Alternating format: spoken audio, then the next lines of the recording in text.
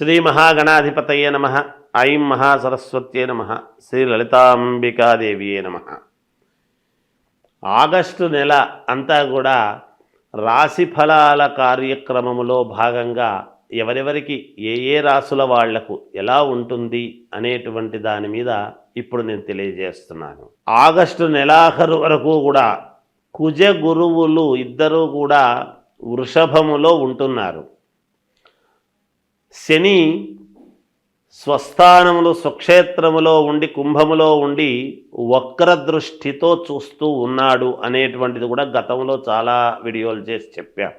గురువు గనక మీ లగ్నములో పుట్టినటువంటి వాళ్ళ వ్యక్తిగతమైన జాతకములో అనుకూలముగా ఉంటే తప్పకుండా సత్ఫలితాలు ఇస్తాడు.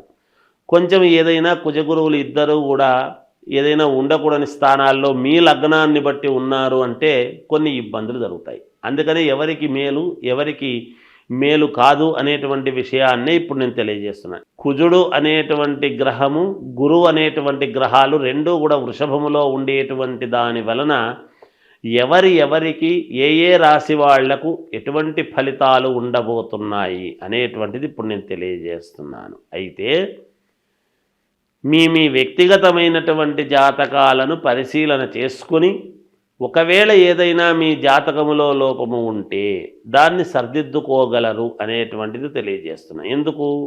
మనము స్నానము చేసి గుడికి వెళితే కదా గుళ్ళో ఉండేటువంటి పవిత్రత భగవద్ అనుగ్రహం మనకు కలుగుతుంది. మనము స్నానం చేయకుండా మనం గుళ్ళోకి వెళ్ళి గుడిలో ఉండేటువంటి పవిత్రత మనకు రాలేదు అంటే ఎలా? అందుకని వ్యక్తిగతమైనటువంటి జాతకాలలో ఉన్న లోపాలను సరిదిద్దుకుంటే తప్పకుండా మీకు మేలు జరుగుతుంది అనేటువంటిది తెలియజేస్తున్నాను. వృశ్చిక రాశి వారికి ఈ ఆగస్టు నెల అంతా కూడా ఎలా ఉంది అంటే కొంతవరకు బాగుంది, అనుకూలవంతమైనటువంటి ఇదిగానే ఉన్నది.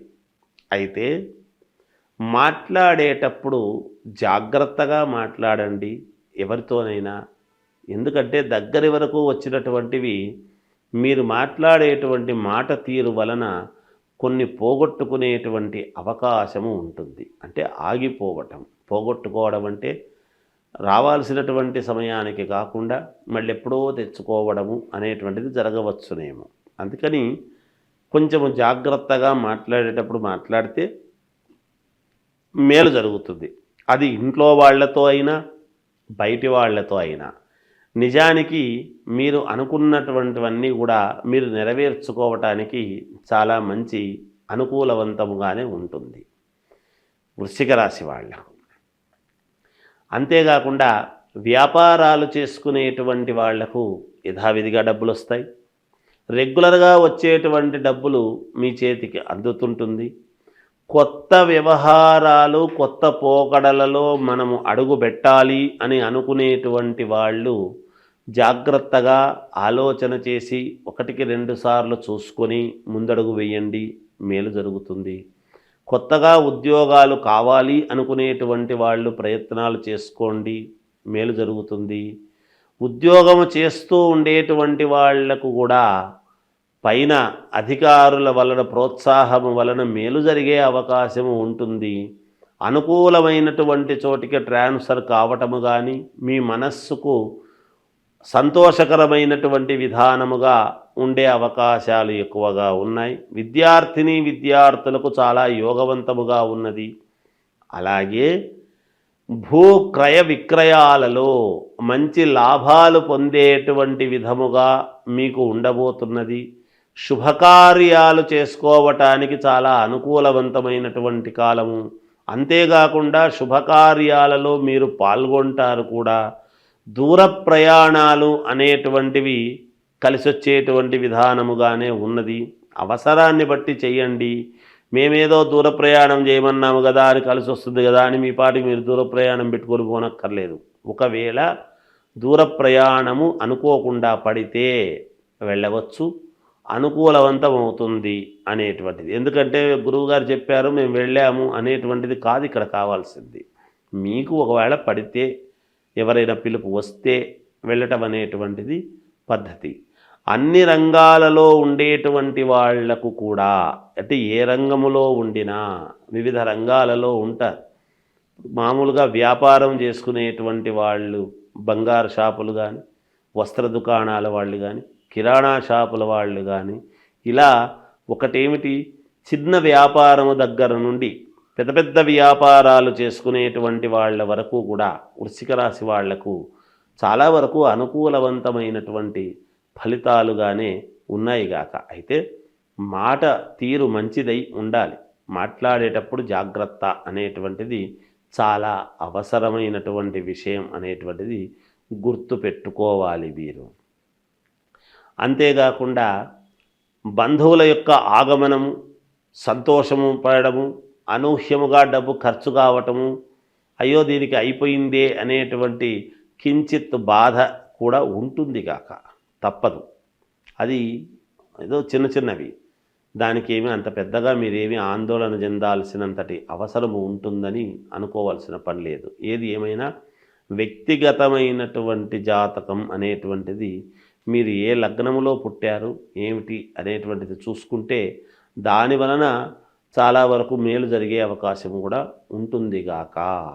ఇంకా మెరుగైనటువంటి ఫలితాలు మీరు సాధించాలి, మేలు చేసుకోవాలి అని అనుకునేటువంటి వాళ్లకు పరమేశ్వరుణ్ణి ఆరాధించండి, తప్పకుండా మీకు మేలు జరుగుతుంది.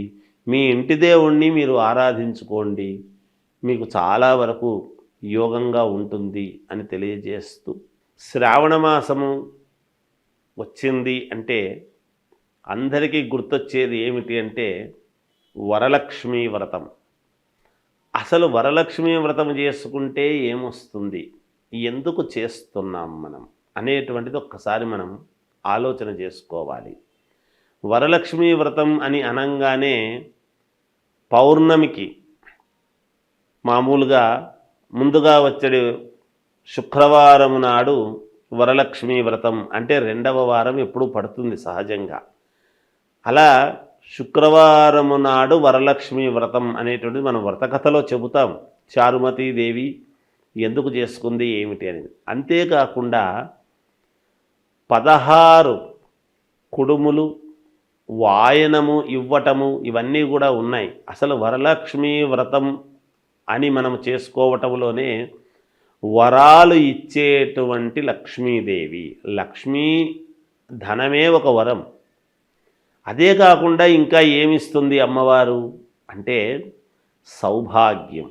సౌభాగ్యం అంటే ఏమిటి, ఆడవాళ్ళు చేసుకునేటువంటి వరలక్ష్మీ వ్రతములో భర్త, కుటుంబము అంతా కూడా, పిల్లలు అందరూ కూడా క్షేమముగా ఉండటానికి దోహదపడుతుంది. ఏ స్త్రీ అయినా ఏమి కోరుకుంటుంది, తాను బాగుండాలి అనుకునే దానికంటే కూడా తన భర్త, పిల్లలు, అత్తమామలు అందరూ కూడా బాగుండాలి అనేటువంటి దృక్పథముతోనే ఎప్పుడు కూడా ఆడవాళ్ళు ఈ పూజలు కార్యక్రమాలు చేసుకుంటారు. వాటిలో ప్రప్రథమముగా మొట్టమొదట వరలక్ష్మీ వ్రతం అనేటువంటిది. ఈ వరలక్ష్మీ వ్రతములోనే అందుకనే 16 మామూలుగా తమలపాకులు, 16 ఒక్కలు, 16 కుడుములు, ఇలా షోడశం, అలా 16 అన్నీ పెట్టి చేసి మామూలుగా తోరం అది కట్టుకొని చేసుకుంటారు.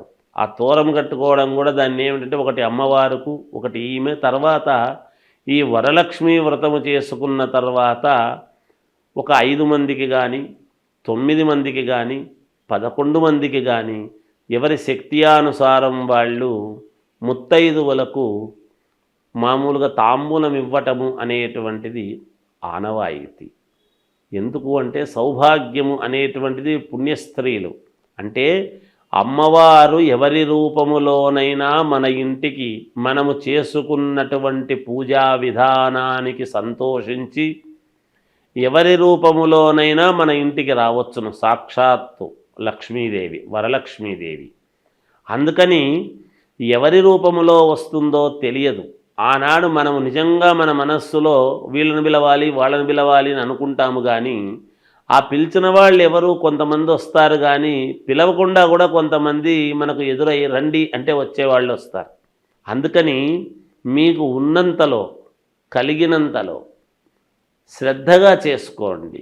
ఆ శ్రద్ధగా చేసుకున్నప్పుడు ఖచ్చితముగా అమ్మవారి అనుగ్రహము పొంది మీరు చాలా వరకు సంతోషముగా జీవితము సాగించేదానికి మేలు జరుగుతుంది గాక. ఈ వరలక్ష్మీ వ్రతము చేస్తూ ఉన్నప్పుడు మీరు ఒక్కటి పాటించాలి.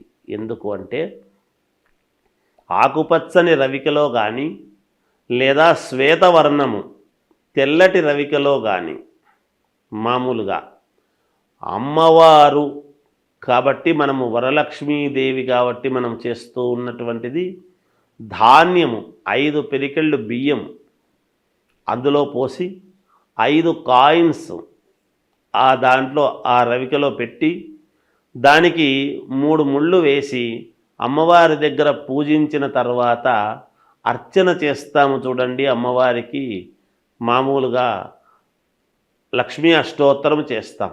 ఆ అష్టోత్తరము చేస్తూ ఉన్నప్పుడు ఆ రవిక గుడ్డ మీద గనక మీరు అష్టోత్తరము చేసినారు అంటే చేసిన తర్వాత దాని మీద ఉండేటువంటి కుంకుమ ఒక చోట ఒక పేపర్లో తీసుకొని దాన్ని తీసుకువెళ్ళి అట్లాగే మీరు బీరువాలో పెట్టుకోండి.